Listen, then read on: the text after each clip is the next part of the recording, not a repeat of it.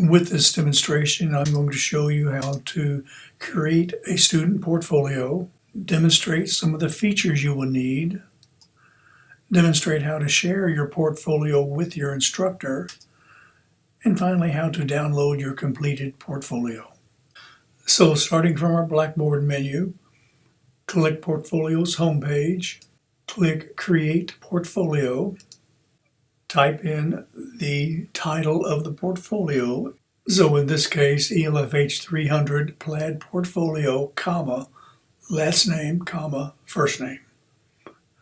And then you want to select a portfolio template. The one that you select is the ELFH 300 Plaid Portfolio template. So click that, scroll down, click Submit, and then click Submit again. You can take the tour if you wish. In this case, I'm going to just click No Thanks, I'll explore on my own. And we are now at Your Portfolio. You'll notice it says ELFH 300 Plaid Portfolio with your last name and your first name. This first section just gives a definition of the plaid. In this section, when you click there, you need to actually enter this contact information. So your name, your student ID, your email address, and phone number. And the way you do that is simply click into the section here, type in name, and then enter your name. Type in student ID, and then enter your ID. Type in email, and then enter your email. And finally, type in phone number, and then enter your phone number. And then come over here and click Save. You'll notice you now have your name, your student ID, and your email address, your phone number in the student contact information section. So with the rest of the sections, you don't have to type anything in, you simply upload files. So let's take a look at those. So in the specialization credit request section, you upload your specialization credit request worksheet, letter to the PLA committee, and you upload these by clicking Artifacts. So when you click Add Artifact, click Browse My Computer, select your letter to the committee, click Choose, or you could double click, and then you come here to click Submit, and you will notice it is now uploaded as an artifact titled Letter to the Committee. You do that same procedure to the specialization credit request worksheet. And you'll actually do that very same procedure in the rest of the sections here that we're going to go through. So in the next section, self-assessments and HAT, you're going to go through the very same procedure.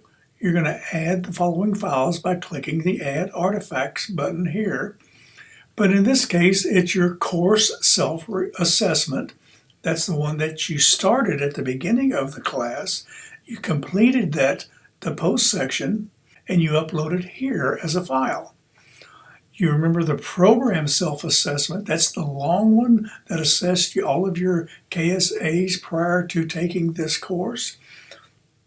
You upload that as an artifact here. And finally, the HAT that you wrote, which was the resume, your work autobiography resume page. So your complete HAT you also upload here. You remember your ONET reports?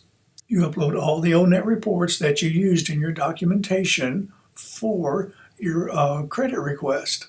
So all of these you simply go back to ONET, click your particular job, either print it as a PDF or save it as a PDF, and then upload those individual ONET reports here. Your prior education advising material. In this case, you want to do the very same procedure by adding artifact. In this case, you're going to upload your degree audit, your STE, if you have one, that's the student transfer evaluation, and you will have one if you have requested college transcripts be sent to U of L. You will also upload your degree audit, and finally, any of the transcripts that you've requested from other colleges. So your degree audit, your STE, or student transfer evaluation, and also any college transcripts that you have requested from other colleges or universities. They should all be uploaded here as by adding artifacts. Occupational training and learning. In this case, you're going to upload all the training essays, all of the supporting documentation, all of the worksheets, all of these that support your request for the learning that you did from your training experiences on the job. So you upload all of those files here. So the worksheet, the training essays, and all the rest of the documentation that supports your request for college credit in the occupational training learning area. Very same procedure with the occupational learning area. In this case, you upload the worksheet, all the reflection essays, and all the other supporting documentations listed here to support your request for college credit in the occupational experiential learning area. So that's all you're going to need to understand in order to create your portfolio and upload the proper documentation. So when you're completed with everything, and of course you can go back to it, you want to make sure that you can click Done Editing, and it's going to take you back to the PLAD that you created. After it's all completed, or if you want to share it with your instructor, you simply click More, Share. So from here, you need to be able to share a snapshot by clicking up here, click Users.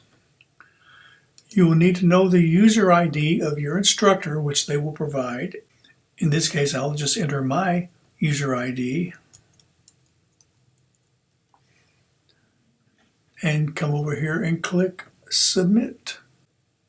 In order for the instructor to view this, the instructor will go to My Portfolios, click Shared with Me, and it'll show that you have shared your portfolio, a snapshot of your portfolio, if you will, with your instructor.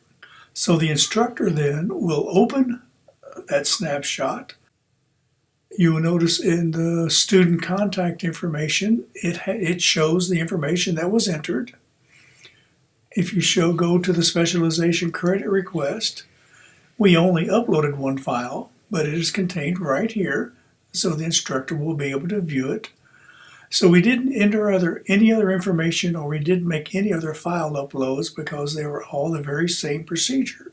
So when the instructor finishes, they simply close the file. So we highly recommend that you complete everything that you possibly can, make your portfolio as correct as it can before you share it with your instructor. The instructor will then be able to view everything, double check everything, and give you any feedback. And if anything is missing or is something that is not quite right, they will ask for you to make that change. However, you need to reshare it with your instructor again so that they can do a final review of your portfolio to assure everything is complete.